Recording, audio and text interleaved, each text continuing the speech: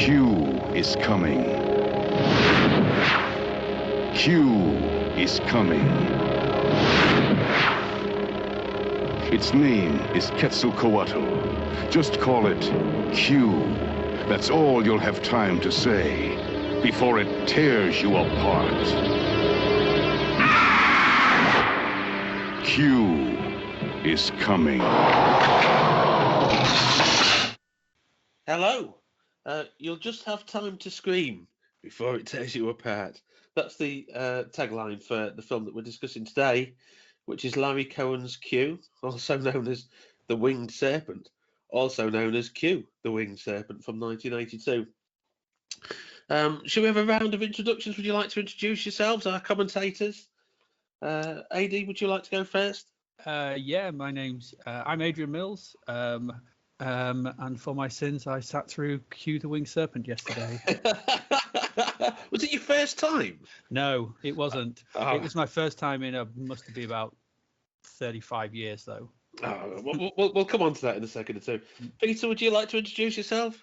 Yeah, well, I'm Peter True, lecturer of varying degrees, and I too watched Q the Winged Serpent. Yeah. It's like a confession. It's like Alcoholics Anonymous, isn't it? Film Watchers Anonymous. This lecture at varying degrees makes you sound your lecture at varying degrees, not on varying degrees. I'm Paul Lewis. I have many heads. I write, photographer, lecturer as well, for my sins. In terms of, does anybody want to provide a synopsis for Q, or shall I do it? Oh, well, I could lead probably... them to the egg, I think was yours, AD. Lead them. It's do we want to do one each? Mine would be I don't know. Aztec dragon terrorizes New York while David Carradine looks on bemused. I like that. That's about it. I would watch that film. You did. I have. Peter, do you want to sort of offer a synopsis? What could I possibly add to that? Well, mine would be, of course, we've got Quinn, played by Michael Moriarty, a failed jazz musician, I think we should say. Moriarty himself was not a failed jazz musician; he's quite an accomplished jazz musician, and I think that's possibly one of the issues that I have with the film is that it's so good musically that the fact that guy doesn't give him the gig at the start of the movie in the bar, it boggles my mind. But anyway. Quinn, failed jazz musician, fallen upon a life of crime, becomes the wheelman for a diamond heist, and in the getaway, he leads them to the egg.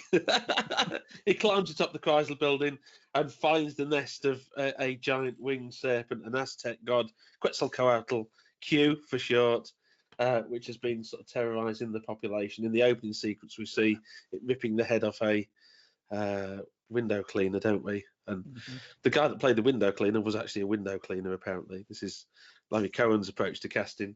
Let's get a window cleaner to play the window cleaner. And alongside that, we've got a plot of Shepard, the detective played by David Carradine, who plays David Carradine playing a detective. And he's investigating a series of ritualistic murders that appear to have been committed by somebody hoping to satiate, would we say, conjure up, satisfy this winged Aztec god, Quetzalcoatl. And I think that's a fair summary, isn't it, I think? See, I want to watch that film. I think congratulations for the only times that the actual name of the serpent will be mentioned throughout the whole thing, because I'm not going to try and pronounce it.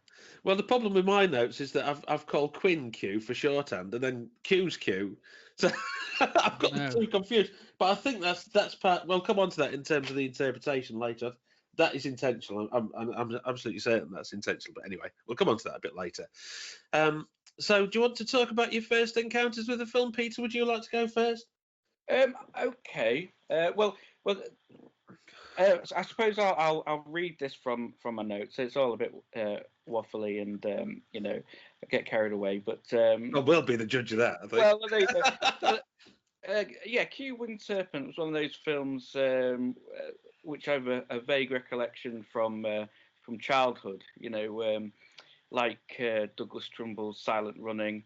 One of those films that was watched maybe on a Sunday afternoon at my nan's house, or maybe shown to me by my dad when I was probably too young to watch it, like Aliens or Invasion of the Body Snatchers. Can one be too young to watch such films? The Sleepless Nights possibly hint. But yeah, I one of those things I remember a windy man-made precipice I've written here with a city backdrop and a sense of foreboding danger off screen. And it was just one of those vague memories of a film. And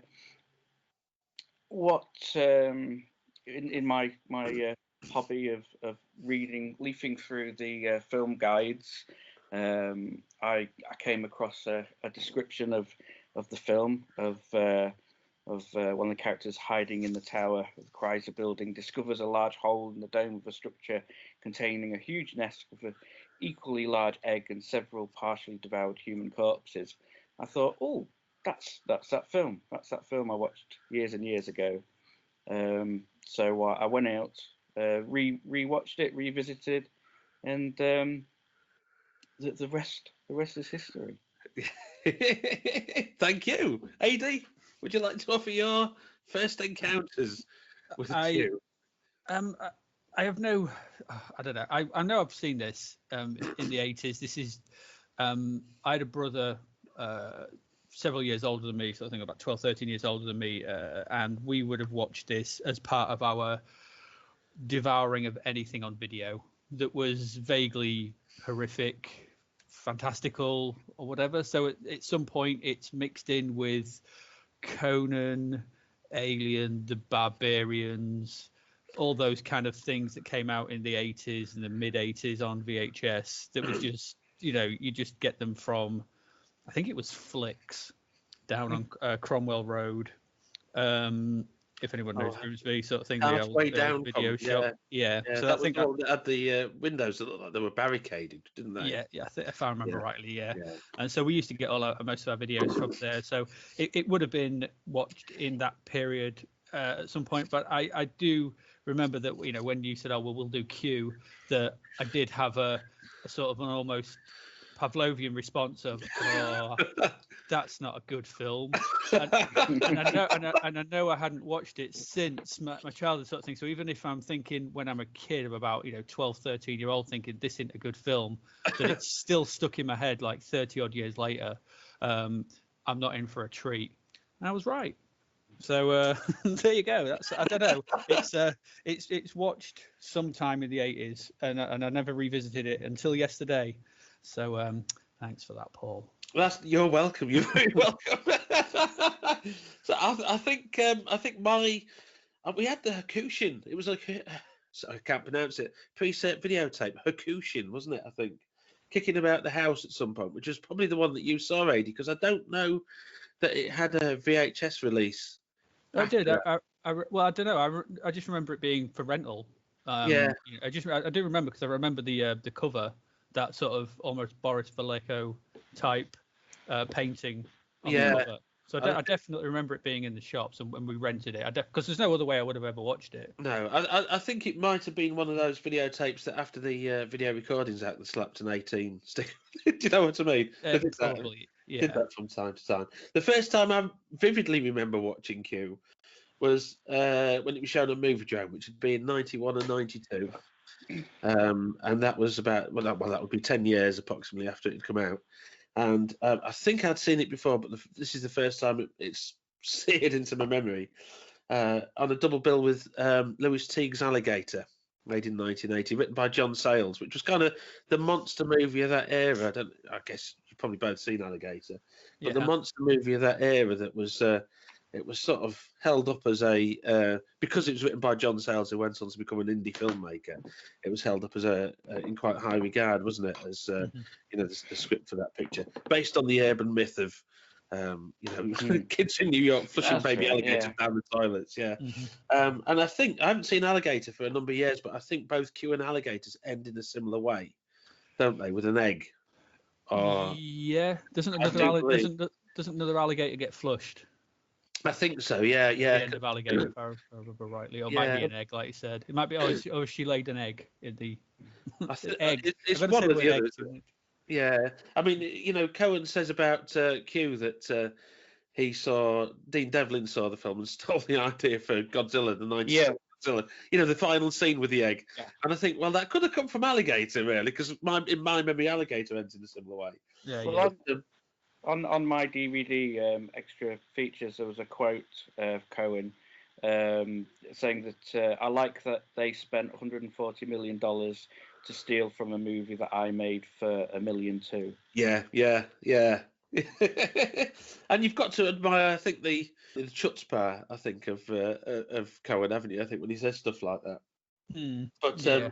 but I remember that movie Drome double bill with Alligator. Alex Cox talked about Q, gave an introduction as he did of all the films on Movie Drome, and I'm sure I would imagine you both watched Movie Drome. I sort of watched it religiously throughout the 90s. And he described Q as a combination of slasher movie and King Kong, which is sort of quite on the nose in some ways. I think it's a bit more like a combination, for my money, a bit more like a combination of Prince of the City and that Sidney Lumet picture and King Kong, I think. But I think I've got my notes here. Part X-Files episodes, part King Kong, part detective movie. So. Yeah, and I think these are some of the things we might come on to later about the production, in terms of Cohen's intentions with it. Cox also says in that introduction that Cohen has very bad taste, but he knows how to keep a story moving. And I think that, regardless of sort of polarized responses to it, I think that sense of Cohen keeping the stories going is something that he learned, particularly in his writing for TV. I mean, if you look at his credits prior to his debut as a director, which was Bone, which I think is an amazing film, actually. But so much of his writing was for TV shows, Branded, that Chuck Connors Western show, The Invaders. That was another favourite of mine, as with the crooked little fingers. And even after he became a director, he sort of wrote quite a lot of TV. And I think that economy of storytelling is quite evident. And the other thing that Cox says about Q is that Cohen's got a nice eye for detail, a perverse sense of humour. And I think I sort of responded to that as a young person watching the film. And I still do. I think there's probably a point in my 20s and my 30s where I thought I'm a bit above that. But when I get into my 40s, that perverse sense of humour I find quite amusing. And that opening sequence with the window clean, it was confirmed for me, that perverse sense of humour. Confirmed for me when the creature bites that guy's head off, and they describe it as a cantaloupe, don't they? And is it Shepard quips to the other cop, maybe his head just got loose and fell off, and it's those little offhand moments, I think, that are so obviously improvised, that I like about Cohen's work. And what I liked about it as well at the time is that it's as much a black comedy as a horror film or monster movie. It's tongues in its cheek, I think, and this is true of many of Cohen's films, and it sort of takes this milieu of contemporary crime as well, which sort of appeals to me in some ways. The sort of the post-French Connection, Sidney Lumet type crime picture era. Do you know what I mean? So, and I've revisited it since. The Anchor Bay DVD. I don't know if that's the one you've got, Peter, that you mentioned earlier. It might be. And I watched it for my sins. I rewatched it last week, and AD will probably sacrifice me to some Aztec god for doing this. But I've got the projector out and I watched it at 100 inches on the big screen, and it's actually it's really nicely photographed, I think, in many ways. The print's not in great shape. Even in high def, there's a lot of sort of the contrasts all over the place, and I assume, I don't know, it might not be from the negative. I don't get too much into the technical details about it, but the photography was by Fred Murphy, who I think worked on a lot of Cohen's pictures. And most of them are quite well shot in one way, shape, or other. He worked on, did a lot of Hollywood films in the 90s. Stir of Echoes, he photographed Stir of Echoes, which I really like, actually. I need to rewatch that. The Kevin Bacon one. Yeah, the Richard Matheson adaptation. Yeah, I think that's a really good. I mean, I love the book. That's one of my favourite sort of Richard Matheson novels. But I think the film's excellent. And, I thought the cinematography. Just to sort of say, when watching it, sort of thing, a lot of it felt almost like some of it was quite documentary style, sort of cinema verite. It is, yeah. Especially the shots of New York at the time, like just random shots of just homeless people sleeping in doorways and and things like that. And when he loses the briefcase, and the way people are reacting and the way it's shot, there was a certain sense of they've clearly just gone out, and just filmed. And I thought that's the one thing I actually took away from it. Going, that's all right. It's well done. I think the thing about Cohen is that you can sort of admire, even if you don't like the films, you can sort of admire, like I said, his chutzpah, this sort of guerrilla approach to filmmaking, and I'll talk about this in the production, but this kind of came off the back of his dislike of working in a studio way with storyboards and a clear shooting schedule and so on and so forth. And with Q, he went in the completely opposite direction because it knocked heads with the producers of I, the Jury, which he eventually was fired off, and he assembled Q as a project, to sort of exercise that experience out of his system, and you can see that guerrilla style approach to filmmaking, and I think that characterizes Cohen's work, and regardless of sometimes the finished output. What I find rewarding in Cohen is firstly this sense of black humour, I think, but also secondly his commitment to sort of improv and sort of guerrilla filming, I think. I mean, I'm just looking at Fred Murphy's other credits as a cinematographer. Another picture he shot, which I really like, is Bestseller. And I didn't realise he'd photographed Bestseller. I don't know if you remember that with James Woods and Brian Dennehy. Brian Dennehy, yes. Yeah, I really like that. And that's another film that I'm sort of looking at. I think I need to rewatch that, maybe over Christmas. That's just it's an 80s thriller, isn't it? It is, yeah. Brian, sorry, AD. No, go on. Sorry, no. I was just saying it's got such good performances, I think, in it. Woods and Dennehy. I remember reading. I don't know if it was God Told Me To or one of his other films where there was some kind of police parade or something. Just happening at the time, so he incorporated that into the script. That's God Told Me To. I'm pretty sure. Yeah. And then there was a rainstorm, so he said, wouldn't it be great if there was a rainstorm in this film, and just basically shot that, which reminded me of Edward D. Wood Jr. or Yeah, well, there is that. I mean, Ed Wood was. we chuckle at his films, but in terms of resourcefulness, a bit like Herschel Gordon Lewis, isn't it? There are quite a few of these filmmakers in the American independent scene that demonstrate that level of resourcefulness. I mean, sometimes the finished product isn't great, but it's the sort of the balls, if you like, that they demonstrate in pursuing projects with very limited resources. I think that is admirable, I think, and the fact that they could at that point get distribution as well, I think is kind of that's something that's changed, I think, an awful lot. There was still horrendous filmmakers finding self-distributing their own work, like Bill Zebub, who I was reading an interview with yesterday, but the few and far between, I think, because the channels of distribution are so narrowed, especially in the market, the streaming market. But anyway, that's. Sorry, Peter. Well, I was just going to say the elements of in Easy Rider, wasn't there, where they took out city film camera and did the. Oh yeah, the Mardi Gras sequence. Yeah, exactly. Yeah, just went and shot that ad hoc guerrilla style, no permits. And improv around it. I mean, the other filmmaker, of course, that one of my favourite filmmakers is John Cassavetes, who used his own money to bankroll his productions and just I mean, Faces is an incredible film, but it's entirely improvised around them.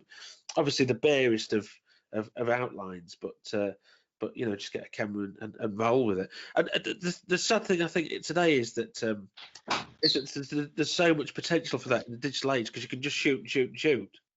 That's true. People don't seem to do that, because of course that's not the thing. That's not the type of filmmaking that there's a market for. At least a market for distribution. I think the audience is probably still there. But back in the days of when Cassavetes made Faces, obviously you had to buy reels and reels of 16mm black and white film, which is what he shot it on, and that was an expensive process to buy that film, then develop it, and then print it, and so on and so forth. Whereas in the digital age today, there's maybe the one I was sort of struck by when you sort of talking about that, and sort of obviously guy was working on it would be Abel Ferreira. Oh yeah. His early stuff, the Driller Killer and things like that sort of thing, which New York and filmed in that kind of guerrilla style. Yeah, Driller Killer especially, Miss 45. Yeah, exactly, sort of thing. It has that same kind of. I mean, Cohen's work is a bit more light-hearted. Not quite as dark sort of thing, but there's that similar kind of sort of sensibility of we're going to make something no matter what. Yeah, well, for ours works sort of pretty much linked by Catholicism, isn't it? I mean, I think you see that in Driller Killer, you see that in Miss 45. I mean, The Funeral, which is possibly one of my favorite. If I had to draw up a list of 10 favorite films, the Funeral would be up there. I think that's an incredible film. And that's another one that's hit me at different levels at different stages of my life, I think.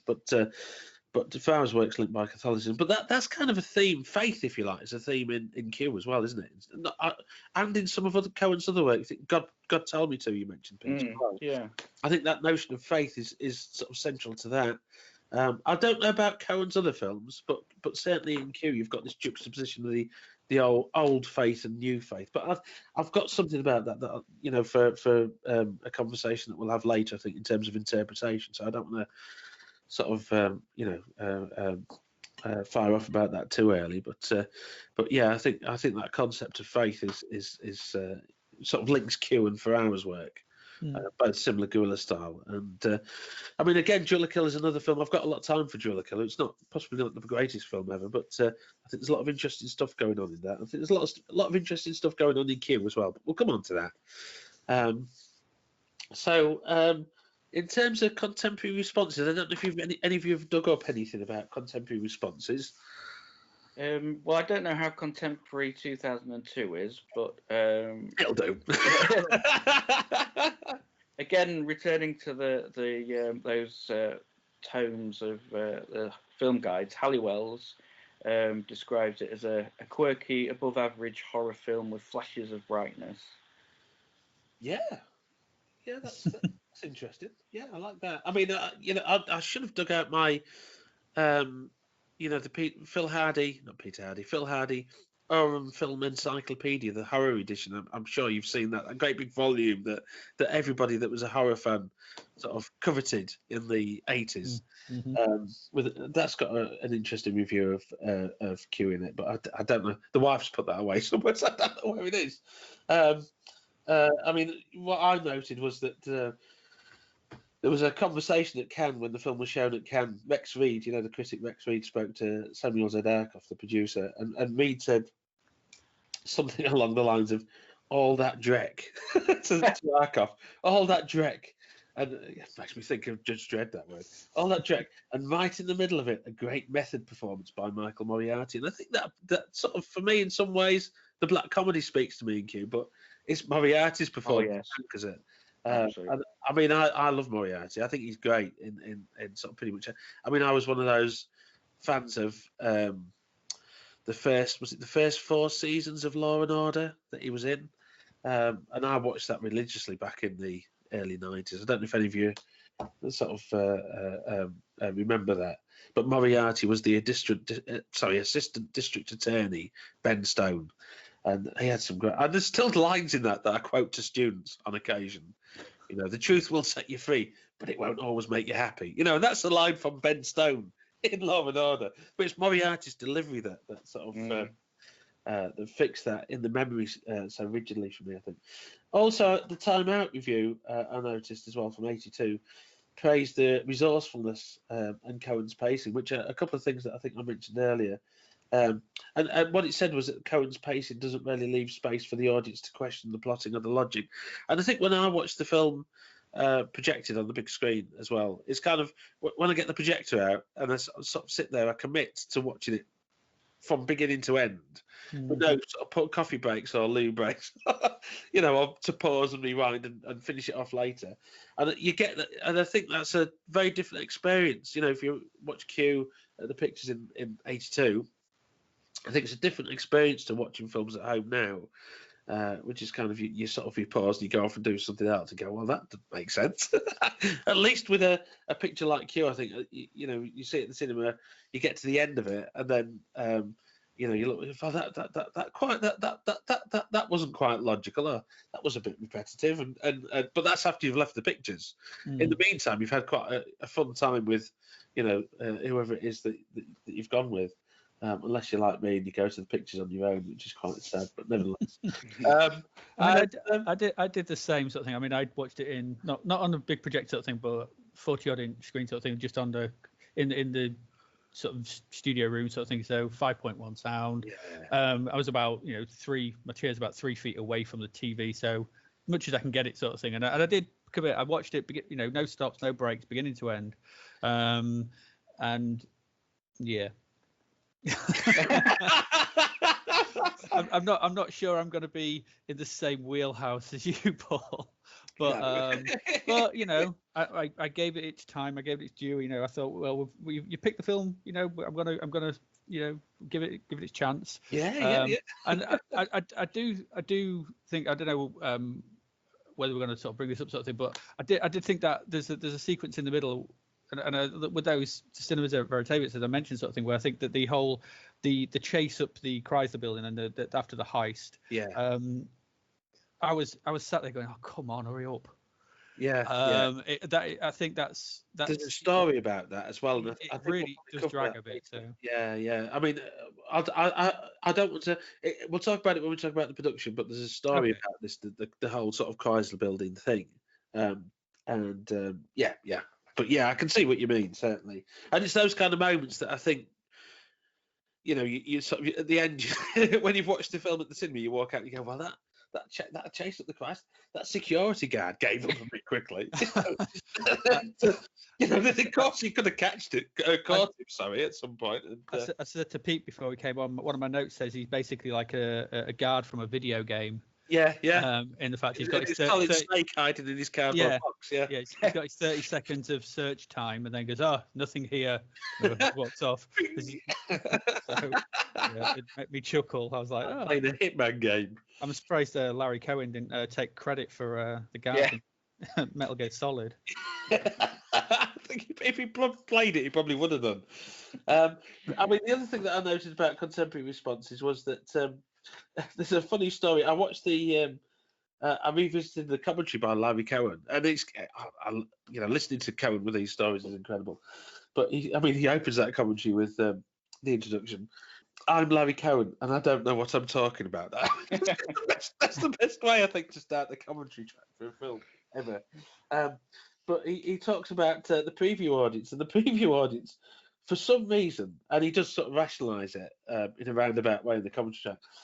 But for some reason, the original preview audience thought that the movie that they were going to was the new Steven Spielberg film, Close Encounters of the Third Kind. And apparently, he says that when the preview audience saw the name Samuel Z. Arkoff, a production by Samuel Z. Arkoff, appear on the screen, about 50% of them walked out. At least 50% walked out before the credits were over. Which I think is a wonderful story, getting mixed up. Q mixed up with Close Encounters of the Third Kind, which ironically is the first film that I ever remember seeing at the cinema on the big screen. There you go. There we go. Wow. Still gives me nightmares, that film. It's the idea of scuttling about downstairs because you don't see anything. But the sort of reviews I sort of saw about Q mostly seem to focus around that it wasn't easily definable as one film or another. That its complexities were its downfall. That it was uneasily placed as a simple giant monster romp. And I think maybe it's hinted at from the start with its opening score, which sort of I've written here: Wales, a winding path between original Lost in Space camp sci-fi and hammer horror, and then hammer horror big strings. It's even the first hint, you're not quite sure what kind of film it is. Yeah, it feels like an expensive score, doesn't it? That actually, when you think about it, there's a bit of orchestration in it, and I don't know if there's a bit of sort of synth in it as well. I'm not quite entirely certain, but it's Robert Ragland, isn't it, that wrote the score, and did he do, just as a question? I don't know anything about this guy sort of thing, but did he do scores for TV shows? Well, he only did one. No, two. Sorry, there's one for Wonder Woman, one episode of Wonder Woman, one episode of Barnaby Jones. Actually, there's three, and 6 episodes of Tarzan in '91. But he did the scores. Interesting. His first score was for The Babysitter, which I think I wrote an article about a few years ago. He did stuff like Grizzly. Right. But all of his scores, I think, Jaguar Lives, that was a martial arts movie, wasn't it? And The Glove. 10 to Midnight. Do you remember the Charles Bronson? Yeah, with the Ted Bundy film by Charles Bronson and Assassination. So he did quite a few scores for those kind of Canon era pictures, and these are scores that sort of sound way more expensive than the films probably were. So this is a guy that probably had an economy of style. Had he actually seen the film when he did the score?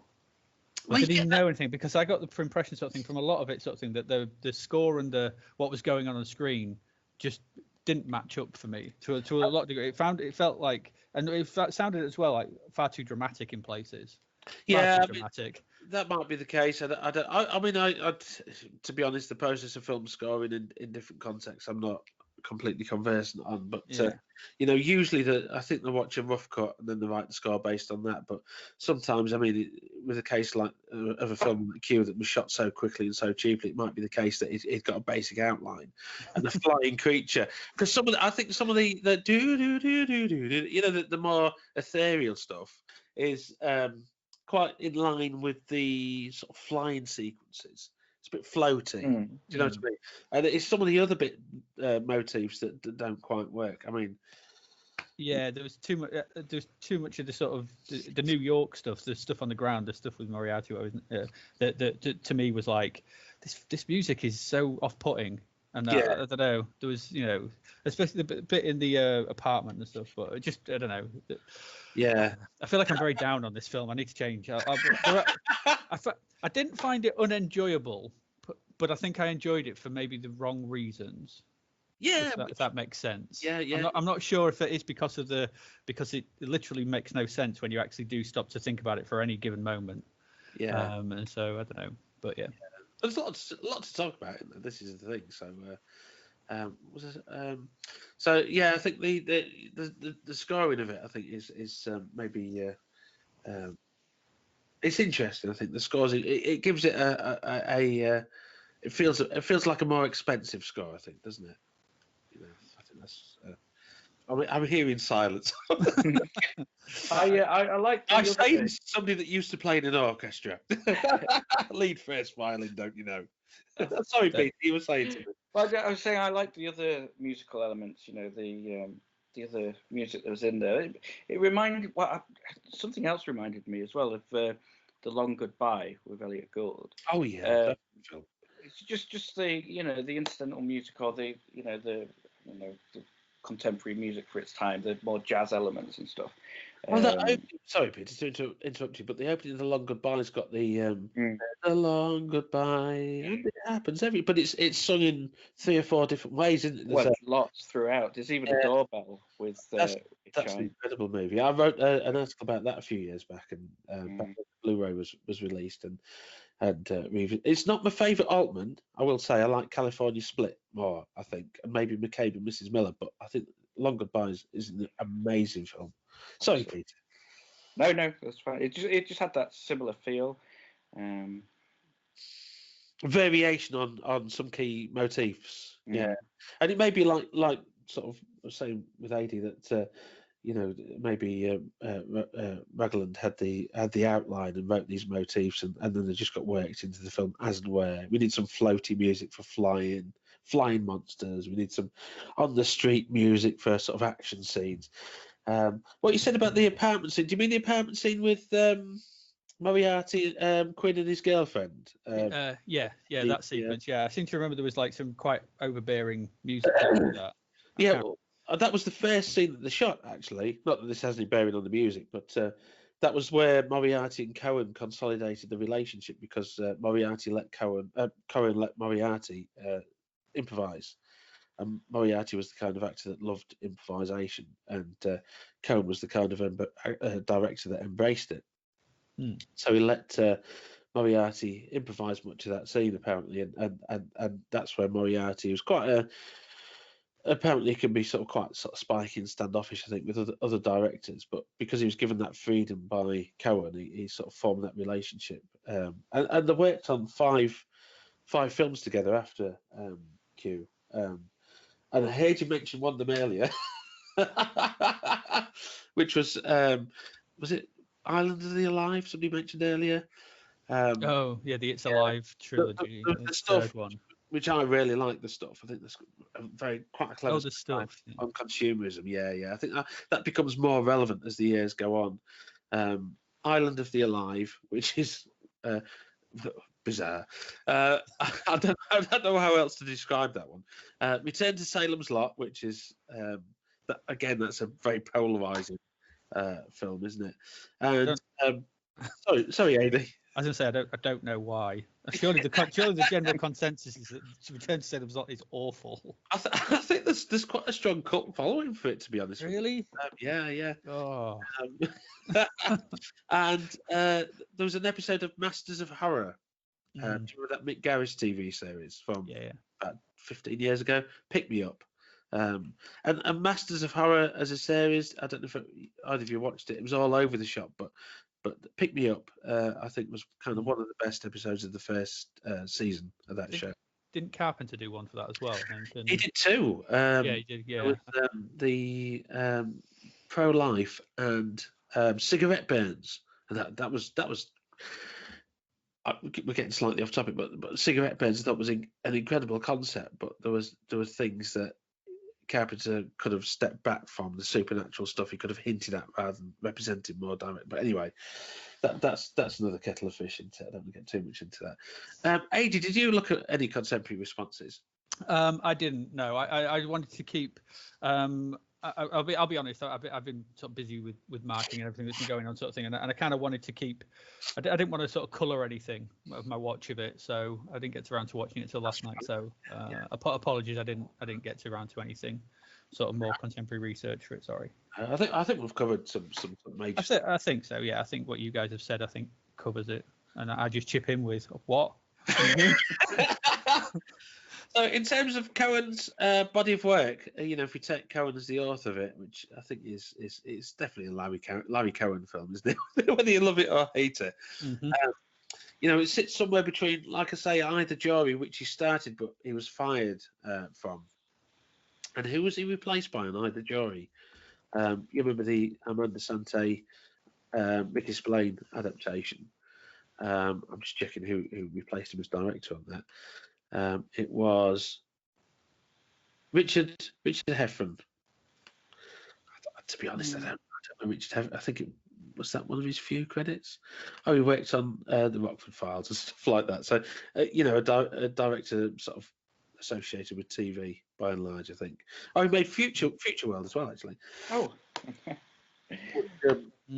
It's all right, I was trying to find that the other day because I just rewatched Westworld and I'm sure I had Future World on DVD, but I don't know. Your move. That's the best your bit of impersonation that I can do, I'm afraid. And some episodes of Dr. Quinn, Medicine Woman. But yeah, he replaced. Oh, he did do V, the final battle, and North and South. Well, yeah. B, the final battle, actually, yeah, because that was just a 3-parter, wasn't it? Yes. apparently he did all 3 episodes of that. But yeah, he replaced Cohen on Either Jury. So this sits somewhere between. I will freely admit the 2 Cohen films that I've not seen, Full Moon High, which I've not seen, and that's about a popular high school football player becomes a werewolf after a trip to Romania and struggles to come to terms with his new reality. That's probably why I've not seen it. And a Blind Alley, which I might have seen actually. I'm not sure at some point. I don't know if any of you have particular sort of feelings about Cohen's work generally. I'll let Peter. Larry Cohen. What do you think? Well, no, I haven't really encountered anything else. The only thing I've sort of for the interpretations a bit later is just sort of referring vaguely to God Told Me To and the stuff, just in terms of the likelihood that there's some kind of message in Q, referring to back to those films. But other than that, no, I haven't really. But I mean, I assume you've seen God Tell Me To and the stuff, haven't you? I mean, I guess both of you have. No, I've seen the stuff. Yeah, I've seen God Tell Me To. Yeah, yeah. I mean, my relationship with Cohen is, I know, pardon me, is his sort of his 80s straight to video stuff. Yeah. Because like got a theatrical release in the US, didn't it? But it's But I mean, I'm a 10. I was 10 in 1982 sort of thing. So the height of the video nasties and whatever you want to call them, and watching stuff on VHS. So things like Q, It Lives Again, It's Alive 3, Return to Salem's Lot, Deadly Illusion. These kind of things were watched during the 80s, and I think I'm aware of Cohen, and for what he did, more for the It's Alive series, I think, than Q more than much else. And I didn't know he did the stuff until I just looked now, sort of thing. So the stuff was one of those, that and Street Trash. Oh, I sort of linked them both together because obviously they're both melting films.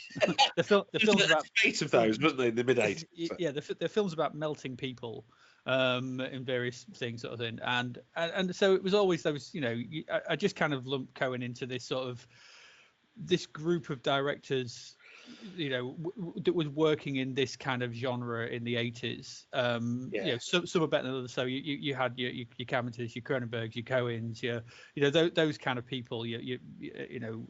That maybe Sam Raimi, sort of thing. So these sort of low budget horror films that were just packing, video shelves. And having a 12, 13-year-old brother who was dead into that sort of thing was the best thing. Because my mum didn't care, and I was just watching all this stuff, so it was great, But I think that's my relationship with Cohen. He was just one of that era sort of thing. I never looked any further. Yeah. What about you, Peter? You say you've not? Did you say you've seen God Tell Me To? No. I was just reading about it and looking. I think, to be honest, horror is probably one of the sort of genres that I least sort of have experience with, really. It's not something. I was surprised with his involvement with Phone Booth. Yes, he wrote the script for Phone Booth. Yeah. I mean, well, if you look back at his early career, his first 3 films were crime pictures, really. I mean, Bone, or Dial Rat, as it's sometimes called. That was his directorial debut. Like I say, prior to that, he'd written a lot for TV shows. Bone's a really interesting film, I think. It's about a sort of a criminal played by Yaphet Kotto who breaks into a Beverly Hills home of a sort of this couple that are having some sort of marital breakup. And it's quite about, bearing in mind that it comes around sort of that fag end of the civil rights era. It's quite sort of bold in the way that it confronts sort of racial tensions in American society and sort of wealth and poverty, and Yaphet Kotto gives an incredible performance, but it's also it's a great performance by Andrew Duggan and Joyce Van Patten as the couple as well. And if you've not seen that, if you think of Cohen as a horror film director, it's worth checking out. It's very different to that. And the other 2 films that he made after that were that era of blaxploitation films that came after Gordon Park Shaft, and films with a black cast made by sort of Caucasian filmmakers. But he made Black Caesar, which you might have seen and not realised it's a Cohen film, of Fred the Hammer Williamson, and Hell Up in Harlem, which is a pretty good. That's Is that an adaptation of a Chester Himes book? I think it might be, but but both of those again are crime pictures, and 74, It's Alive, and then after It's Alive, God Tell Me To, Private Files of J. Edgar Hoover, 77, again, which is another crime picture, but then back to It's Like It Lives Again, It's Alive 2, Full Moon High, Comedy Werewolf Hijinks, which is the one I've not seen. Q, Special Effects, which that's a pretty good film. That's not, I wouldn't call that horror, it's more of a thriller. Speaking of the Ferrara connection, that's got Zoe Lund, who was a frequent collaborator with Ferrara. She had some input into the script for Bad Lieutenant, I should say, really. But she also acted in Ms. 45, Angel of Vengeance, didn't she? Yeah. And Bogosian. And that's quite, it's more of a thriller, sort of Hitchcockian thriller in the vein of, the De Palma thrillers that were popular at the time, Body Double and so on and so forth. The Stuff, of course, which I think is quite a clever parody of consumerism. Feels more relevant today than it did in '85, possibly. Island of the Alive and Return to Salem's Lot, which again are Moriarty collaborations that are, of sort of dubious quality. Deadly Illusion, another thriller. So there's kind of this balance of thrillers and horror pictures. I didn't know he wrote the Maniac Cop trilogy. Yeah. A Maniac Cop apparently is being remade. It's in process of pre-production, and with Nicholas Winding Refn. And Ed Brubaker's, who's written quite a lot of comic book about some Gotham Central, didn't he? And he's written some crime novels as well. He's sort of working on the script for that. So I think that's been in pre-production for a while. I think that's probably one of those productions that stalled when the virus hit, to be honest. This is he's written three episodes of Columbo as well. Yeah. It's got a new friend. Say a Bone, is that known by a different title as well? Because Dial Rat. Yeah. I think Bone. I don't want to sort of confuse things, but I can't remember which title it was released over here as originally. I think Dial Rat might have been the UK title. I do know there was sort of several different cuts of it. Yes. Says here. Bone, the original title, Dial Rat. Yeah, UK was Dial Rat, apparently, according to the IMDb. And that's quite accurate. It's one of those films that's massively under-distributed, really. There's a DVD from, I think, Blue Underground in the States that's kind of probably one of the only legitimate DVD releases of it. But it's a really good film. Like I say, if you think of Cohen as a horror director, it sort of proves that he isn't. But the films I think that we remember of Cohen's tend to be those horror pictures, don't they? And as you say, Adi, it's that era, that early video era when horror was the thing, that consolidates that. Exactly. Yeah. So, in terms of the production background, did anybody sort of get anything about that, or? No, but when you were saying about the Chrysler Building thing, that when we first mentioned looking at Q, it was that immediately sort of cropped up in my memory. There was a book that I couldn't find, but I remember it was either in this book or a documentary that I saw, which was all about the involvement of the Chrysler Building and why that was in there. And I don't remember any of the details, but I know that was quite a story connected with the film. Yeah, I mean, I think the Chrysler Building, Cohen describes it as a perfect marriage of concept and location, which maybe a bit of hyperbole, but he's got a valid point there. I think thematically it's important because the Chrysler Building is in the middle of Manhattan's business district, and the final Q's, the Winged Serpent, I don't mean Quinn's, Q's final moments are atop the the Aztec style pyramid, aren't they? In what's that building called? But both of them are linked by a theme of. I've got some notes on that for what we'll talk about a bit later. But both of them are linked by a theme of business. The Bankers Trust building on Wall Street, and both of those buildings are linked by a theme of sort of business, really, which is what connects Q.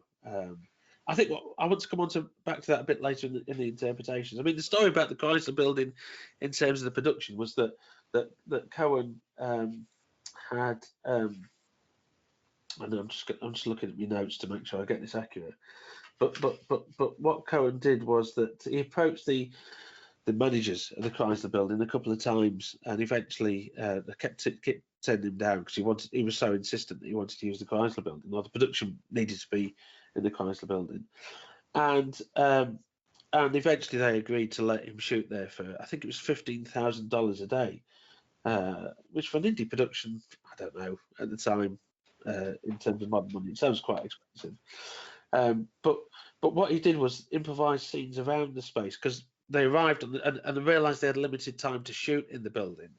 So they were shown the floor that the security guard and Quinn sort of land on when they climb up the stairs in the first instance, and Cohen saw this ladder up to the Needle of the Chrysler Building, and apparently, he just climbed this ladder and thought, this is perfect. That's why, that pursuit that you were talking about, Adi, where Quinn sort of disappears. I think that's why, because they had limited time to shoot the Chrysler Building, and Cohen improv'd a lot of that and sort of said, well, we'll use this further level, this higher level, and apparently there was no sort of safety railings. When you see Michael Moriarty leaning over the edge of the building and looking down, however many meters it is up from the ground, apparently there was nothing to stop the crew from falling at that point. And so he had guys sort of hefting up these lights and the cameras, and Moriarty's quite sort of fearless about it, and he says at one point in the film, I'm scared of everything but not heights. I think. Yeah. He says, and so at the very top of the building, that ladder was very treacherous, and that was the only way up to get to the Needle. So the crew had to carry these lights up and the cameras up and so on and so forth. And the building managers apparently didn't know that they were shooting in the Needle of the building, because they weren't supposed to be. And there was a sort of a period where production had to stop for they called the insurance guy out. The insurance guy sort of went up to said, well, it's going to cost you X amount to shoot up here because it's so much more dangerous. But yeah, I think that's why Cohen makes so much of that chase up the Chrysler Building, because they had such limited time and he sort of improvised around it. Right. Became so sort of fascinated with it, I think, in many ways. The actual nest, apparently, the creature's nest, that was shot in a different location on the top floor of a warehouse somewhere. And apparently when production ended, they didn't take the nest down, and somebody went up there and they thought there was some giant creature, and it was in the New York Times or one of the New York newspapers. There's a mysterious giant creature built a nest in this warehouse, and it was the remains of one of the sets for Q, which I think is quite amusing. In terms of the production background, as I think I've said earlier, that Cohen was working on Ida Jory at the time, and he was that was a studio picture, and that eventually was finished by another director. But he was frustrated by the fact that he had to work to a schedule. There was storyboarding and sort of a shot list and so on. And Cohen, being the independent filmmaker that he is, liked to improvise. So there's a quote somewhere that he says on that commentary track, "I had to do it my way," he says, and he got a bit bolshy, I think, to producers of Ida Jory, and he was fired from that picture. And he's as a sort of a what should we say, a bit of a two-fingered salute, perhaps. He went and assembled Q as a project, and he assembled that within 48 hours. And there's a point where he went onto production for Q after 48 hours of sort of planning it and sort of writing the script or the outline for the script. As a way of his paths crossed with the producers of either jury, and it was his way of sort of saying, look what I can do, look what I can achieve. Sorry, Aidan. No, sorry, that reminds me a lot of Terry Gilliam's Tideland, where on the DVD there's him, Terry Gilliam, introducing the film, saying basically his bad experiences with the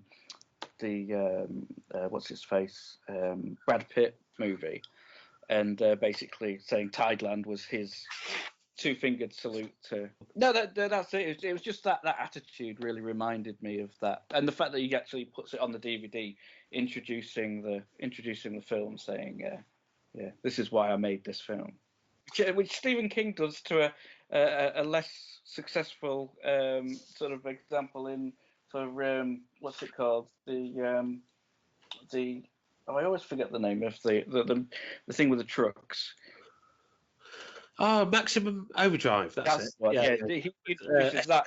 He introduces that as well, saying, I'm sick and tired of the directors turning my books into films and not doing a very good job. So I've decided to direct this film and do it my way. I think we should make Aidy watch that again. Yeah. No, I know Maximum Overdrive is his way of making his books into films is apparently to do it really badly. really badly. Oh. I mean, the other thing that Moriarty went on to improv, and that was how he built that relationship with Moriarty. Cohen, went on to improv, and that was how he built that relationship with Moriarty. He talks about unleashing Moriarty. I think that's quite interesting. I also, in that commentary track that I referenced earlier, he says that most movies, and he's talking, I think, about his experiences on studio films like Either Joy. He says that are the closest thing to factory labour. With me, it's different. And with Q, I think you get that feeling, that strong feeling that it's such a reaction against that studio method, with that context, that reaction against that studio approach to making pictures. Shooting on real locations with a limited schedule and resources, using improvisation to develop the concept, and allowing the actors to sort of be unleashed and have fun, so to speak.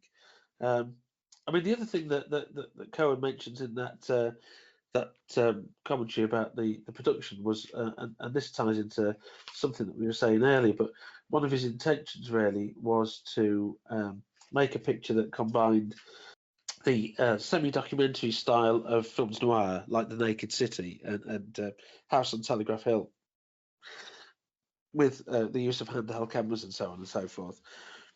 And to combine that with the monster movie and as a reaction against the sort of the dry characterizations of monster movies. And I think, looking at Q in situ within the context of the early 80s, you think about monster movies that had gone before, there wasn't an awful lot to say about the human characters.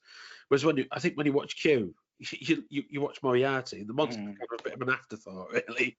I don't know if that's maybe over-egging the pudding slightly, but you look at the actors, you look at their performances, and the monsters there in the background, and Moriarty builds so much. I think Carradine's not bad, and some Richard Roundtree. I've got a lot of time for Richard Roundtree as an actor. He's pretty good.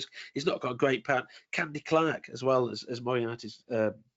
Quinn's girlfriend, I think she's pretty good, but I think when you watch it, it's Moriarty that steals that show. I think, and I think that's quite different from the monster movies that have gone before. I mean, you think about the '76 King Kong, and Jeff Bridges might as well be as sort of a Christmas decoration hanging from King Kong's nose. Bless him. I like Jeff Bridges as an actor, but he's not given a lot to do in that picture, is he? No. I don't know how you feel about that.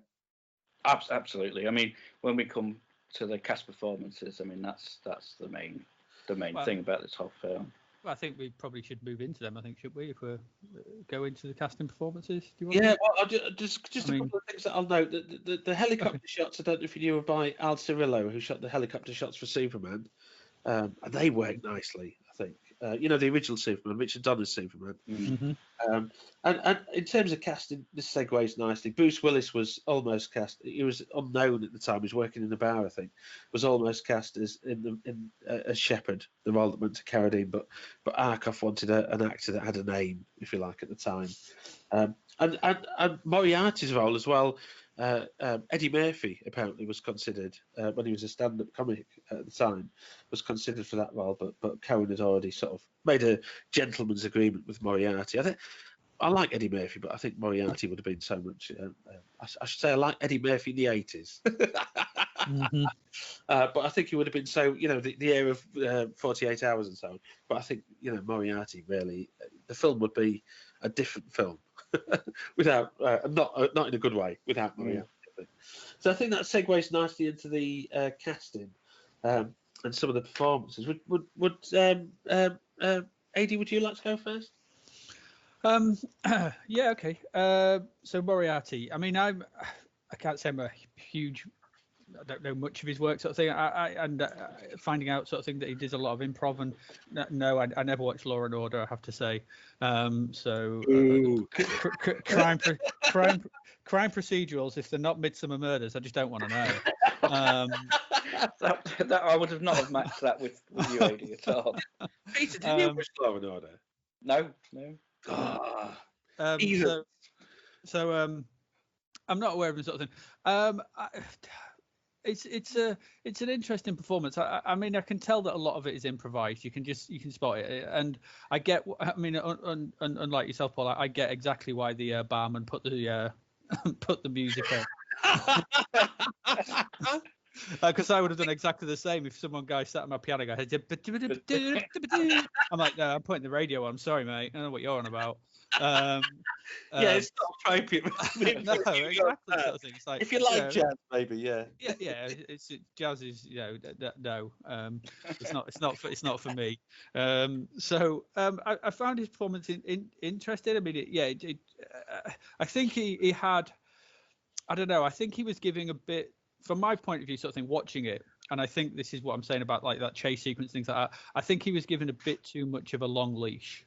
Right. I think he could have been reined in a bit. Cohen could have pulled him in a bit, sort of thing. Because I think at times, sort of thing, he just like there's moments like in that you're saying the first sequence they shot in the apartment with his girlfriend, Candy Clark, sort of thing, where they're having this sequence sort of thing, and he's burying his head in the pillow sort of thing, and I was more annoyed with him. I didn't feel anything for him, and I think that's the big thing I had with this film, was that none of the characters actually made me empathize or feel anything kind of pity or be on their side.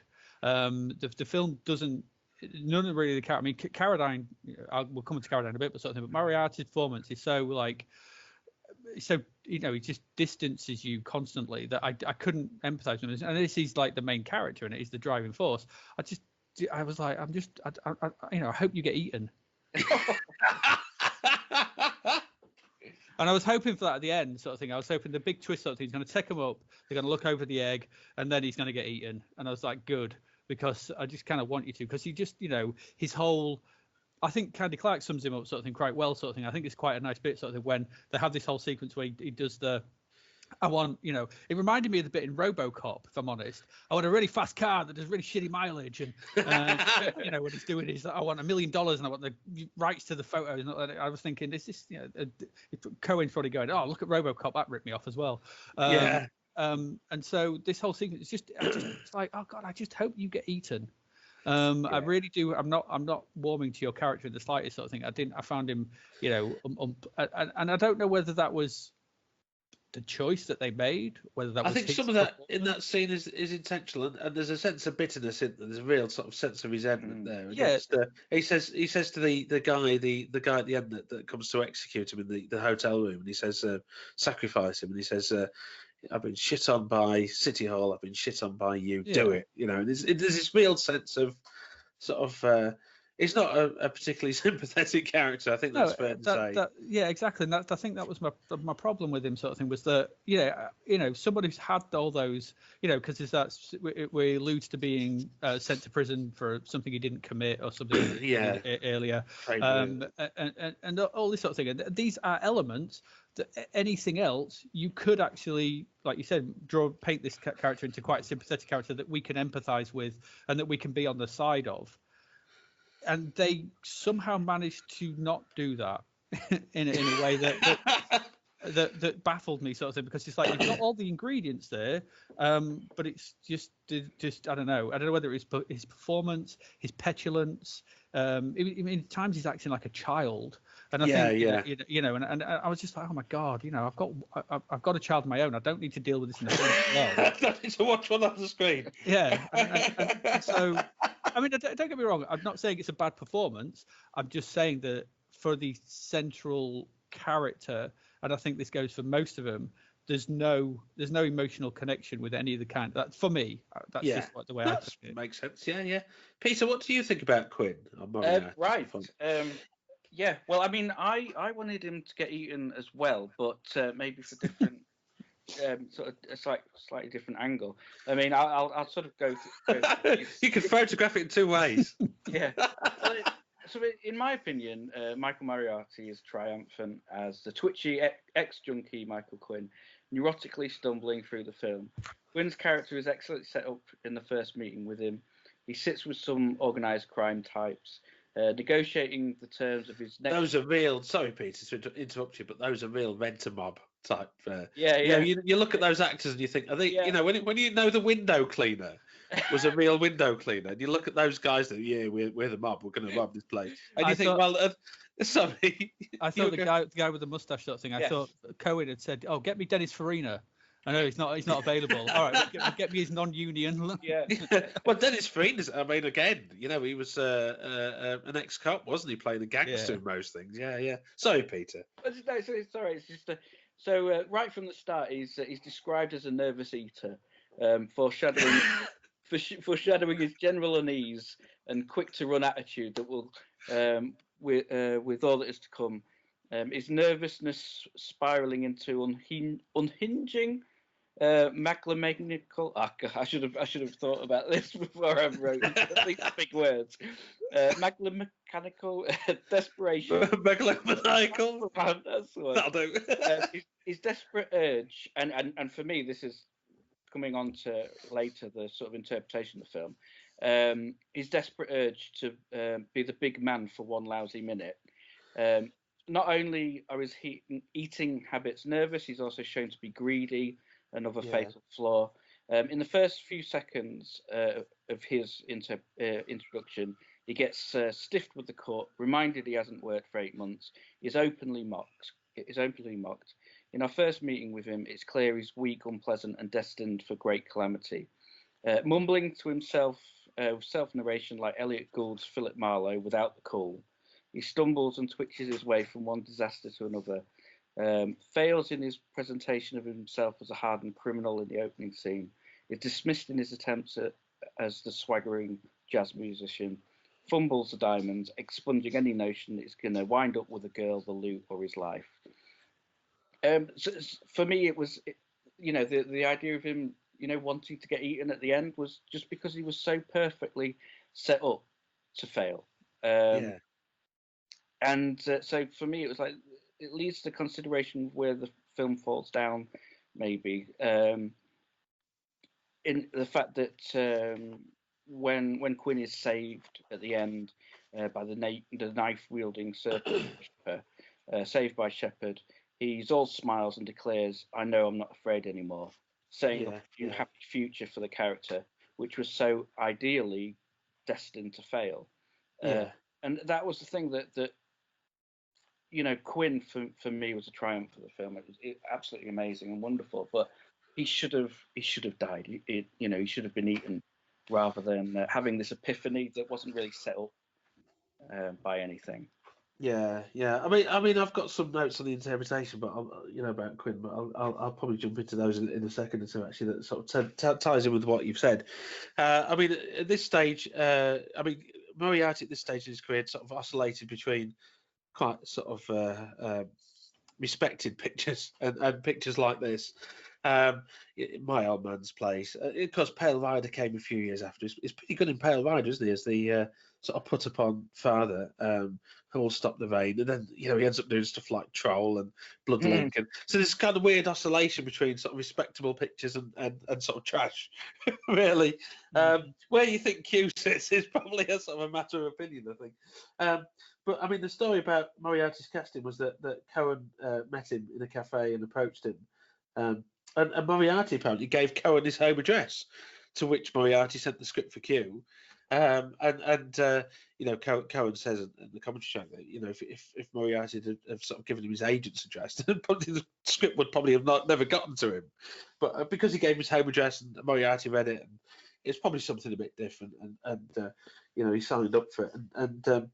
The first scene in the shot was that apartment scene apparently with Quinn and Candy Clark's character, and Moriarty liked the fact that Cohen let him improv around the role, and Cohen talks about Moriarty's ability to. He would say to Cohen at the end of a scene, or after the other actors had shot their part of the scene, he said, "Send them home." And Cohen would say, "Well, don't you need them for to sort of react to?" And Moriarty would say, "Well, no, I can just imagine that that's the acting part, and that's quite that's quite sort of characteristic of other stories that you hear about Moriarty as well. But Moriarty had a side career as a jazz musician, and he's won awards for his music as well, as I'm sure you know. I don't think Cohen knew about this, but there was a scene where Moriarty was. There was a moment behind the scenes where Moriarty, I think, was listening to a tape of some music he'd recorded, and Cohen said, "What's that?" And Moriarty said, "It's something that I've written." I think that was the song "Evil Dream" that was used in the film. That's the one that he sings in the bar, and then I think during the chase sequence you hear it on the audio track, don't you, as a non-diegetic piece. Oh, that thing. Yeah. Yeah, you're not a jazz fan, are you, Adrian? I'm not a jazz fan sort of thing, but I'm not I'm if it fits the scene, that's fine sort of thing. But yeah, that sequence sort of thing where he's running away down the fire escape and just that. Why do you do? What do you do? I was sat staring at the TV going, I what's going on? What is going on? I love that. I love that. I like that. I mean, yeah. I used to, years ago when I did, as I said, I wasn't joking. I used to be lead first violin in an orchestra, but I also used to play jazz guitar as well, and that was back in my sort of teenage years and early 20s. And I do like jazz, and I like that song. I think it's great, and I think I would disagree with you, Adi, respectfully, but I think fine. I love the use of it in that chase sequence, and I think it's so sort of evocative. I think for me, I think, but if we all had the same opinions, we'd be like cabbages, wouldn't we? That's what Patrick McGowan says in The Prisoner. I mean, the other thing about Moriarty, of course, is a method actor, as we know, and he sort of gets into character, and that's kind of, one of the things that method actors tend to go a bit strange in their older years, and I think Moriarty's. I don't want to cast aspersion. I've never met him, but from stories that you hear, I think he's sort of internalised a lot of these characters that he's played over time. But yeah, I think he's. Like I say, I think he's a pretty good actor when he's on form, and if you get a chance to watch those early episodes of Law and Order, it's worth checking them out. I mean, the thing about telling what you were saying, Peter, about the character of Quinn is that Quinn's this perennial loser, isn't he? And there's that line in Sam Peckinpah's Bringing the Head of Alfredo Garcia, and Benny says, that's the character played by Warren Oates, says nobody loses all the time, but and of course he does, but Quinn does as well. I think in Q, even though he's far too good to be playing jazz in that bar, it doesn't fit, and he's not got the opportunity to sort of, let his light shine. It's got to be kept under a bushel. So, Peter, are you going to say something? Again, I think it's that petulant sort of bit where he's negotiating his terms. I won't be able to put this into words very well, but it's we can't talk about words, but we see this entitlement of, life. This isn't what life's supposed to be.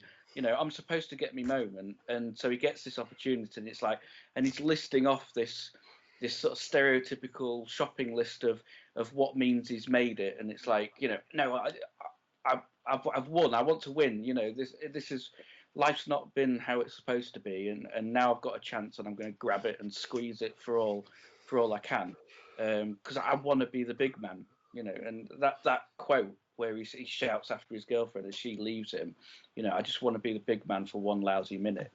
Yeah.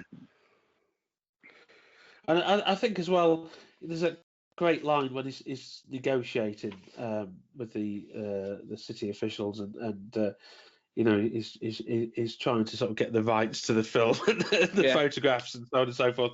And he says, you know, I want a Nixon-like pardon. And I think that's a wonderful line. That's sort of very evocative of the era, isn't it? And sort of corruption and so on. Sorry, Paul. Carry on, Peter. He mentions, is it Murdoch as well? His name's thrown in there as well. Yeah, fetch me Rupert Murdoch. Yeah. And one of the cops, I think it might be Richard Roundtree's character, I can't recall, but sort of say, you know, you want to make a bundle out of this, and he says, well, murderers and politicians have done that. What about me? And I think that speaks so much to the character. I mean, the other thing about the character is the connection in terms of the initial between Quinn and Quetzalcoatl. There's sort of there is a connection between the two. One's at the bottom of the food chain, one's at the top. You know, Quinn's at the bottom, Q's at the top. They both share that first initial. And Carradine's character, Shepard, wonders at one point if Q's using Quinn to lure victims to the lair. And that's the reason why it's not killed him. And I think that's quite interesting because, you know, one of the things I'll say in terms of the interpretation, I'll get onto that as well at the same time so that we cover some of that, is that, you know, if you look at that creature as the logical extension of a social order that legitimizes cruelty on so many levels, with a pronounced pecking order, and there's a clear food chain in the film, isn't there? Of course, Quinn bullies his girlfriend, Candy Clark's character. The Hoods bully Quinn. You know, the gangsters is in league with bully him. The police frame Quinn, hence that's the reason why he's on this path of crime is because he says that his first conviction was when a police officer planted cocaine on him. Yeah, he says, you made me or something, didn't he? Exactly, yeah. I mean, even Shepard's at the end of this, isn't he, with the character played by Malachi McCourt, the police commissioner, that sort of says that he wants this story about the creature to be buried because he says that, you know, I'd feel more comfortable killing a monster than I would if we say that it's a god, because he's quite clearly an Irish Catholic. That actor, Malachi McCourt, actually is Frank McCourt's brother, who were Angela's ashes. I didn't realise that until I was doing a bit of digging about the film. That's Frank McCourt's brother playing the police commissioner. But the creature's really an amplification of that sort of way of life, that system of hierarchies and inequalities. And I think that's what the use of the Chrysler Building and the Bankers Trust Building in Wall Street ties into. That, you know, the creatures, not to say it's just capitalism, because I think that's kind of a bit too on the nose, but it's certainly an icon of a society that's sort of very much hierarchical and very unequal and has this clearly defined pecking order, I think.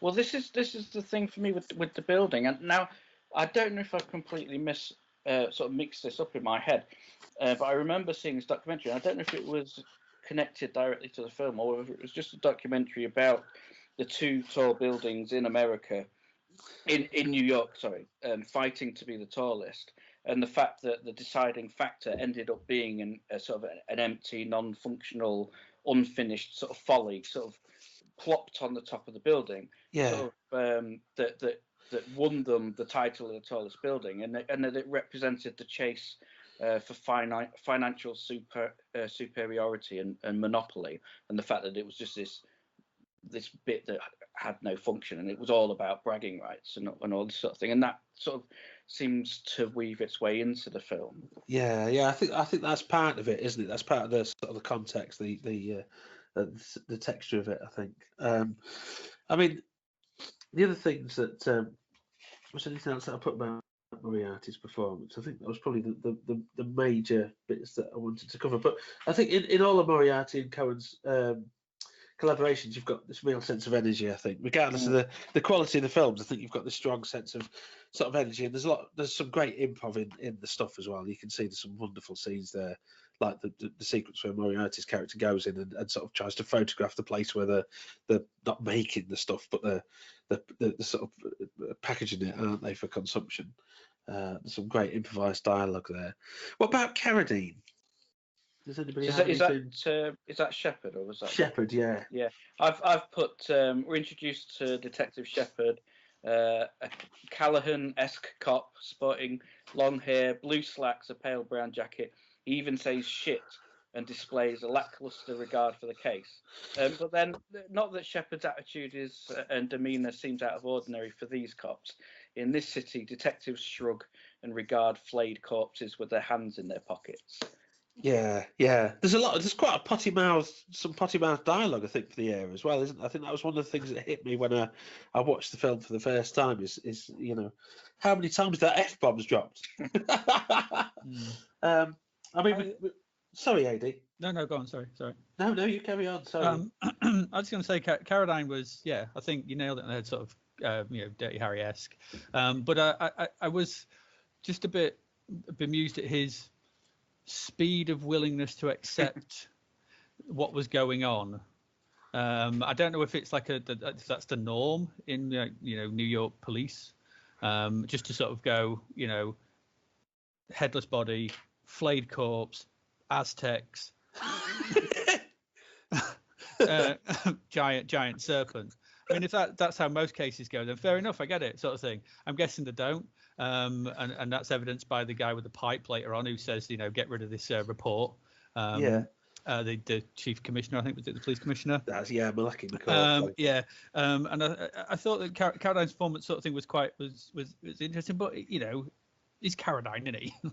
Yeah, he don't break out of his wheelhouse very much in it.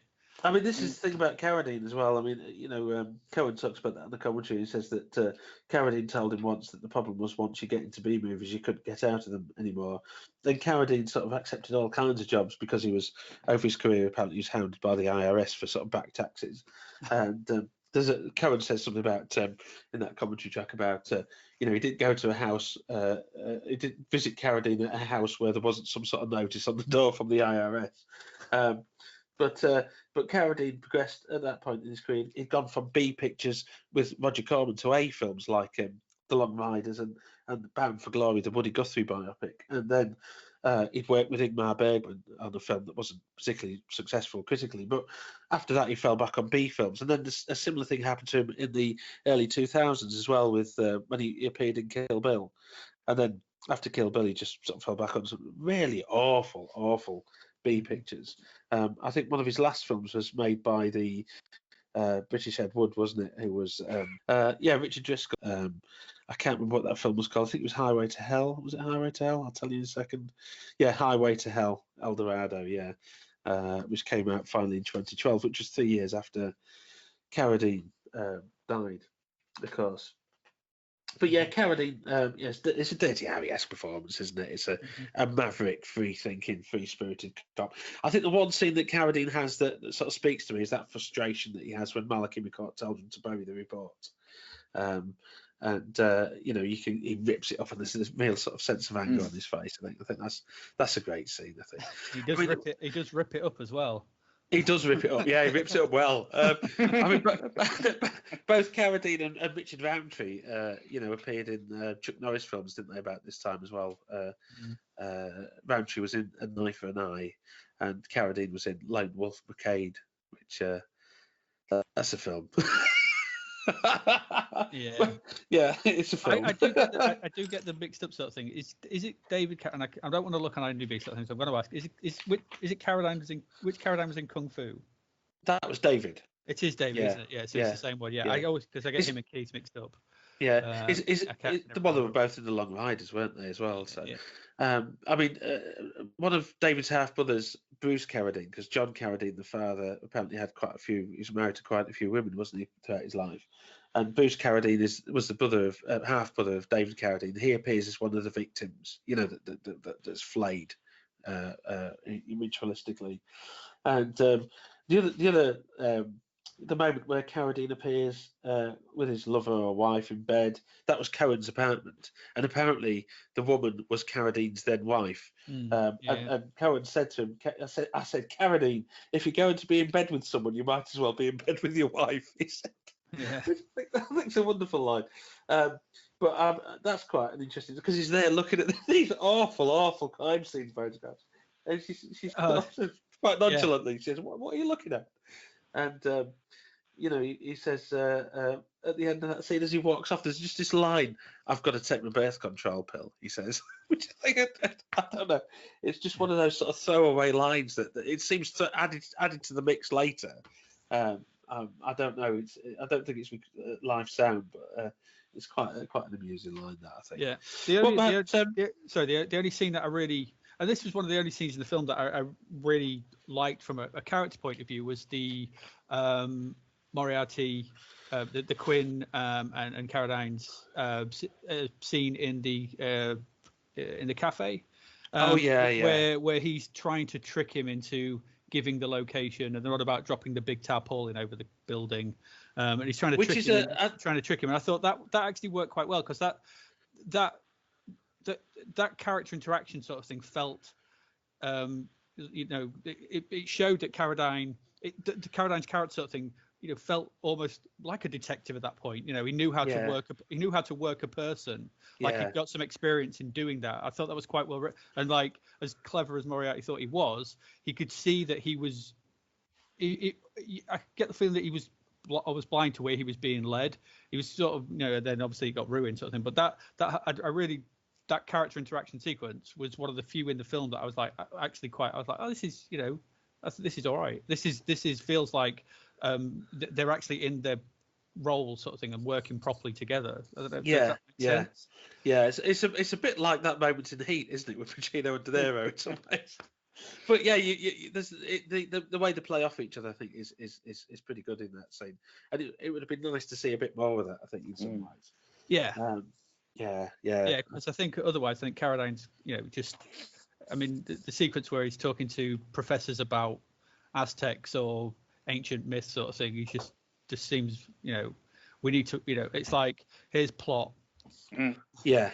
And that was a bit, but that sequence felt character rather than. Yeah, that's just what I was going to say. Yeah, we could get rid of the Aztec stuff and just stick more of Quinn and street crime. Yeah. I mean, I know what you're saying about the Aztec, but I sort of like the fact that Carradine's character sort of goes out of his way to research this properly. He goes to the Museum of Aztec beliefs, and then he talks to a professor at sort of Columbia University, doesn't he? And it's kind of, I like that aspect of his character in some ways. I think those scenes possibly aren't what they could be, but I think the idea that you've got a detective that sort of goes out of his way to do proper research, I think is nice. Yeah, I mean, I don't have an issue with that sort of thing. I just have an issue with the way that this kind of like that they happen so quickly. There seems to be any build up. Like I said, it's like headless, flayed Aztecs. There's no. Yeah. I don't know whether I was saying to Pete before we started sort of thing whether I missed a scene or something, or there's something missing where that connection is made. I don't know whether I missed it or not. I don't know. Maybe I did sort of thing. But I think I was a bit sort of brain dead after the chase at the Chrysler building. Maybe there's something in there. I don't know. And the scat singing. Yeah, exactly. So I think I was hypnotized at one point. I just came round and there was. Why do you do? What do you? Yes. So, I mean, in terms of interpretations, I don't know what you've got, sort of summing up responses. Peter, have you got anything that you'd like to sort of add in terms of interpretations? Well, again, I think we haven't mentioned the effects yet, but again, I suppose it's looking at Cohen's other work. Doesn't seem to shy away from philosophical and moral ambitions, so it's hard to imagine he's not making some kind of statement with Q. You could sort of offhandedly sort of say, does the serpent represent mankind's soaring, ever-present bloodthirst? Does the cult serve as a bridging of the concept of human inhumanity and the inhuman monster? But I think it's Quinn, isn't it? It's Quinn's lost desperate part of us all, swamped and swallowed up in the sprawling metropolis of modern life, desperate to count for something, to be the big man for one lousy minute. And I think with you saying about the food chain thing, that the bottom dwellers and just wanting to count, wanting to be legitimized. Yeah, good stuff. Yeah. AD, have you got anything to add? I don't. I mean, I think I think I've made it pretty clear. My feelings. It's not the best. I don't know. I think Pete's reading of it sort of thing is quite spot on. I think there's some interesting things there, and I like your comment about the food chain. I don't know. I think it is, you could try and read things into it about what Cohen was trying to say or whatever sort of thing, but I don't know. I mean, the most I got from it sort of thing was the something about maybe that there's something about, because there's a note I got in it sort of thing, which is that New Yorkers never look up. Yes, unless they're getting sprayed with blood sort of thing. So there's maybe this there's maybe a comment. There's maybe a comment to say that all these things go on above their heads in these skyscrapers that they're completely oblivious to. Yeah. There's a lot of stuff going on behind closed doors. Yeah, and maybe the bloodsuckers who live in the monsters that live in the top of these high-rise things living off the people below. Yeah. There's maybe something. I don't know. Yeah. If you want to. Yeah. I like that. I mean, obviously, I mentioned about the social order thing earlier, but I mean, the other thing for me is the juxtaposition of the ancient and the modern. An ancient belief versus sort of the modern day. That's kind of married in this semi-documentary approach and the monster movie methods, if you like, to sort of the retro Harryhausen-esque stop motion, which I like to see. I like stop motion. So.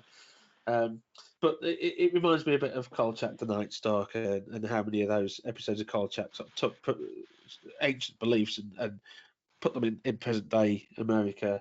Also, it taps into von Daniken's Chariots of the Gods, and there's something in the zeitgeist in the 70s and the 80s about sort of ancient beliefs in the present, I think. I mean, Carradine's got that great line, this thing has been prayed back into existence, and there's really this sort of issue of faith as well. The academic says to him, the lecturer says to him, what else is God but an invisible force that we fear? And at some point, one of the cops says, all you have to do now is take the bread and the wine. That's what I call civilized. But there's an irony in the sense that, that Catholic Eucharist that is referencing is kind of made more direct and more brutal, if you like. The symbolism of the bread and the wine, the body of Christ and the blood of Christ, is made more explicit in the flesh eating of Q, the serpent, and of course the sacrifices that are committed by Q's true believers, you might say. So there's something there about the hierarchy, the social hierarchy. There's something there about faith. There's also some stuff in there about attitudes towards authority. There's quite a strong sort of anti-authority streak, I think. Like that line, I want a Nixon-like pad, and the Carradine also says Shepard told his wife, when they're in bed together, he says, it wouldn't be the first time in history a monster was mistaken for a god. And it's not hard to sort of think that what Cohen's talking about is not, it's God heads. It's not, gods of faith. It's it's maybe Nixon. It could be Reagan. It's these kind of figures that, as you say, are doing nefarious things behind closed doors.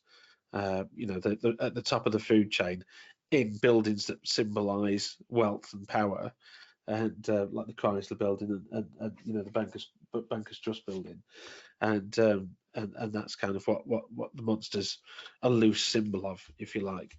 But then on the other hand as well, Shepard says at the end of the picture, it's just your good old fashioned monster.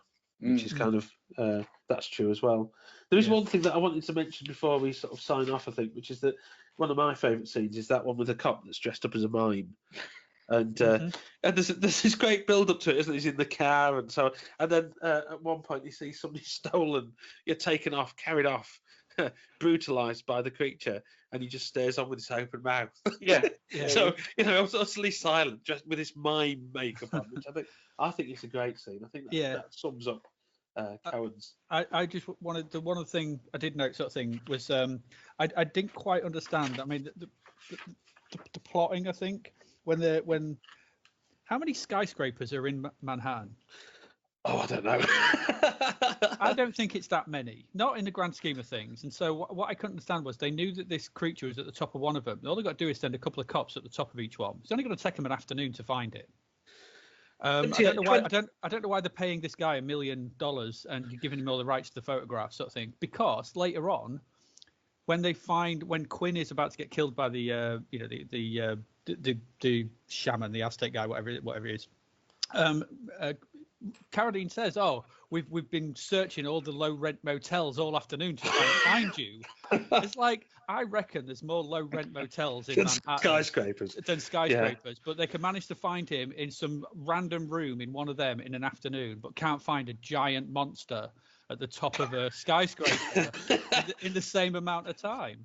Well, I can tell you, according to National Geographic, before 2004, which I know is quite loose, there were 28 skyscrapers in Manhattan. There you go. So they need about 50 cops, 56 cops, and 2 of them to the top. You know, they've all got lifts. The other thing as well, the other thing I noticed as well is when all those cops go up in that lift, I was worried for them. There were a lot of cops in that lift, and I thought it was overloaded. Yeah, it's health and safety regulations. Yeah, there's a lot going in there. I was like, there's more. No regard. I mean, talking about health and safety, there's the other story, which is that when they were firing those machine guns on the top of the building, and they're rarely leaning out of that building and firing the empty shell casings sort of falling. I mean, they could have killed somebody. Do you know what I mean? And I also like the shortest introduction to death that this film does as well. When that young cop goes up and Carradine's like, "You'll be all right." It's brilliant. It's like about 10 seconds between Carradine going, "You're going to be fine, kid. Just point and shoot." And then about 10 seconds later, the monster goes, "Dead." It's like, oh, were you trying to build us up to like this character? He was only 2 weeks to retirement as well. Wasn't he? Peter, did you have anything that you wanted to particularly say in summing up? No. I think that's it. I like to think that in amongst all the I like to take the lowbrow view sometimes. Which That's fine. I think is necessary for films of this ilk sort of thing. Yeah. Because there are moments sort of thing where it's like, yeah, okay. Yeah. That's the story of my life. Yeah. I mean, you did have the comical sort of bit with the first ritualistic sort of cutting out the heart. The guy looks like a sort of a bad character from a theme park with that giant Mardi Gras sort of head. The headdress. Yeah. And it did make me laugh as well, sort of thing, when the coroner said, "Oh, this has been cut out with surgical precision," and then you see the body. The body's like been ripped in two. If that's what was carried past for surgery back in 1982, I'm glad I never got ill. Yeah. It's like, anyway. It's like, that's not surgical precision. That's really not. And also, I felt for the bellhop. Yes. Because the bellhop stood there looking at his flayed body, and then the cop turns around and goes, "Oh, you want to get out? You don't want to see this." He's already seen it. You know, he's seen far too much and been stood there for a good couple of minutes already, taking this in before you told him to get out. I don't know. I think with that, we'll leave it. We'll leave it there. We shall say farewell. I think you actually want me on the next one after this. Yeah, cool. Yeah, absolutely, yeah. But I was just going to say, I'm going to get a bite to eat, I think.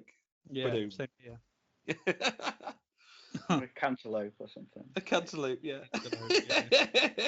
I'm going to carve it with surgical precision, this sandwich. So there we go. See you later. Right, thanks very much. Thanks, guys. Bye. Thank you. See you later. Bye.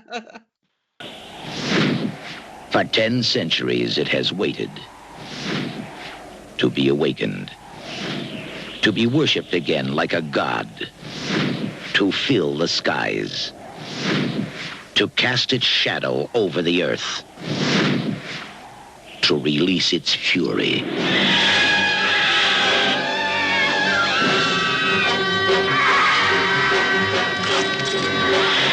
Today in New York City, the Winged Serpent rises.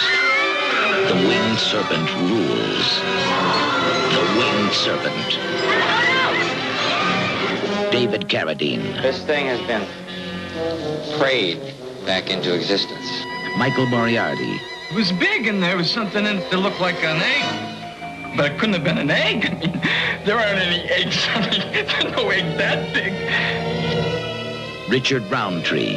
What I want to know is, how the hell does this tie in with the murders and the mutilations? Candy Clark. What are you going to do if someone dies tomorrow, or the next day, or the next day? Well, I'm not going to think about it. You know, it won't be my fault. It'll be theirs if they don't give me what I want. Money. $1 million in cash, tax-free. They are searching. Looking good! Discovering. Believing. And preparing for the battle of 1,000 years. Load tracer ammunition. Want to see the trajectory? Get those guys into the basket! Okay, everybody hold their positions. Everybody stay right where you are, all right? Don't move.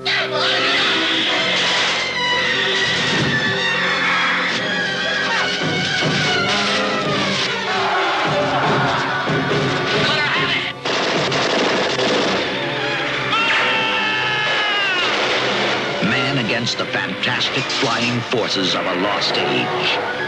You like saying a prayer? Man against the Winged Serpent.